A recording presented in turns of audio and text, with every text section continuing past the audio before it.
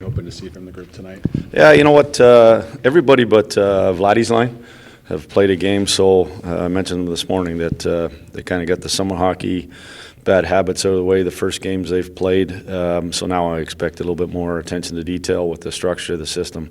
They're still fighting for jobs.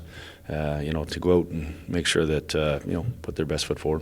With Brad Lambert, looked a little more like himself in the second game. Are you expecting another jump here tonight? Yeah, like everybody, but like a lot of those young guys, it's do what you do best. So I think that he showed his speed at times. I think that he got himself in position to get some good looks, and that's what we want. We want him to continue to do those things. I think that I could say that probably for a bunch of the young guys. I thought they were better if they got to play a second game, and that's what you want to get the rust off. You want to get going and try to be as close to the player that that you need to be to get on our roster.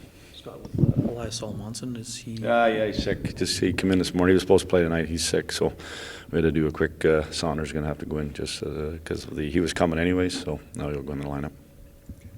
Is this kind of a last chance for a lot of the young players to show something tonight? No, not yet. We still got tomorrow night. I know there's two teams, as you see. We still have that game down in Mini. There's some veterans that will probably only play 2 games. We're trying to get the kids somewhere in 3, some of them maybe 4 games. But we've got to see how we get through the weekend on the injuries and stuff like that. And, we've got to thin the herd here a little bit too, getting into next week. So. No, there's still opportunities, obviously, and that's part of, like I mentioned, they go out and play well, and you earn yourself another opportunity. Scott, with Salomonsson here, you've organizationally depth on the defensive side is quite good for you guys. I mean, you have a young kid like that who would have played his third game tonight. How do you keep a player like that incentivized when he looks at the lineup and sees all these guys that are going to play this year, and you have to feed him some time? Yeah, and I think that probably if you look at our draft last year and then more so this year, like we've been making a point of getting some defensemen. With our first pick, especially this year. Saul's he's probably the number 1 prospect on defense. It's a little bit thin, and so I think we're getting better at it. I think for him, we're trying to make him a 15-year pro. We're not trying to make him a 1-year pro.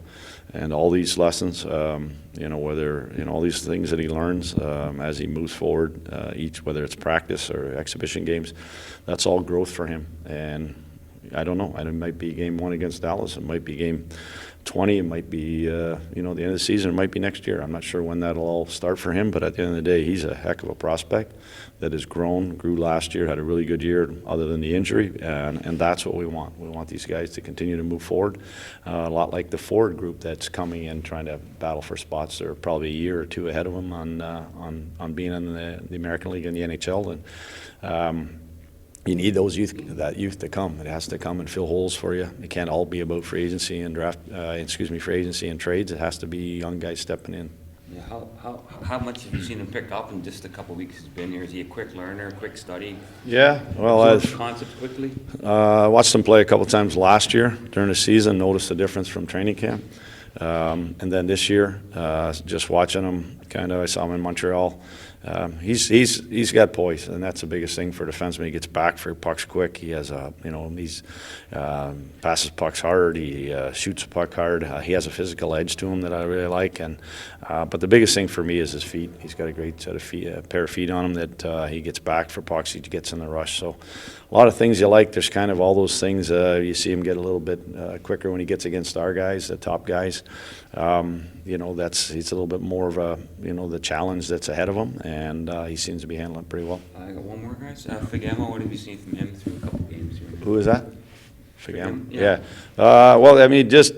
And we knew that he was an offensive guy. We're going to see that tonight. He'll be on that top power play unit. He's a guy that can score goals, and that's his kind of his history that I know of him. So I think he's learning how to play, Winnipeg Jets style. But then it's that offense too that we want to see. That we brought him in the organization because he can do that. So we'll just continue to give him opportunities, put him in positions that maybe can use that shot. So back to the prospect showcase in Montreal, Scott. You were there for that first time with the packed building and the Domenic DiVincentiis show. What did you walk away from that night thinking about? Well, I hope he does it again tonight. He was. Both goalies were great in both those games. But it was. was very impressed. Hadn't really seen much of him. Saw him in camp last year. I know he had the injury the year before, but just looked confident, looked big.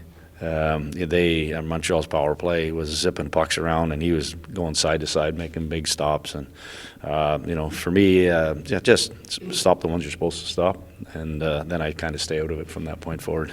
will they split time, or? Right now, no, he's ready to go the distance here. So. What are your early impressions of Phil Di Giuseppe? I know he's You know what? Knew Phil just from all the other teams he's played for. Knew he's a hard-nosed guy. He plays the right way. Can move well. He knows his role. You talk about guys, and we have great examples on our team. But you talk about a guy that plays his identity each practice, each game, and that's what you ask. Come in here. If that's what we're expecting you to do that first, and then hopefully the bonus side, then maybe the goals or the other things come from that. Scott, I'm not sure if it's this simple, but if you're a young prospect coming into camp trying to grab your eye, is it the best strategy for them to come and kind of show what makes them? Don't screw up the drills. No, just kidding. Is it important for them to come show the kind of bombastic stuff that made them stand out, or is it more important for them to come in and kind of show I can adapt and be defensive and follow systems? Is it that simple as one or the other? It's a little bit of both. I think that I'm not gonna bark at a kid for trying to make a play. If he tries it 6-7 times and it still doesn't work, I might maybe suggest something to him. But at the end of the day, for me, there are systems. Because you're playing with 4 other guys, you do have to know what you're doing and be responsible when you don't have the puck, those type of things, just so you don't screw up your line mates or your partner. But at the end of the day, if you're a physical, skating kind of forechecking guy, then do that. If you're an offensive guy that has real good puck skills, take advantage of that. I mean, Coley Barlow's a good example of a guy that take aside the sort of conditioning and come in good shape. He's a goal scorer and he's a shooter, and it's what he's been doing. He's been doing it in practice. He's been doing it in the games. Talked about Lambeau. He's a speed guy. Use your speed. And there's certain different areas with different guys. Salomonsson, you're great on retrievals. You're great jumping in the rush. Do that. Continue to do that. Then pick up the stuff as we go along. I mean, that's why the practices there's a lot of teaching. There's a lot of repetition through different sort of phases of our system. They'll get that. They'll kind of get it as they continue to move along. But I don't ever want them to not show me what they do best. How often do you see, some young guys come in and it's almost like paralysis by analysis? Like they're so focused on trying to do something the way they think you want it done that they don't get to the things that make it. I think that does happen, but I think as they continue to be around us, be around our group, our veteran players also tell young guys, like, be yourself, do what you do best, those type of things. I think that's all kind of part of it. I think back to the game we played in Minnesota last year, the exhibition game. We took a lot of young kids down there, and we had Helly in net, and those kids just kind of played, for the first 2 periods, just kind of played summer hockey, and I think we were down 7-1. That's probably a good example of maybe we do have to have some structure in there, but it just kind of, these guys, they, whether it's through coaches or through the veteran players, they kind of help. We try to help them as much as possible to be themselves when they can. What's the latest with Kieron Walton? He didn't pass his last test, so he still is into some physical activity. But until he passes, then there's no more movement yet.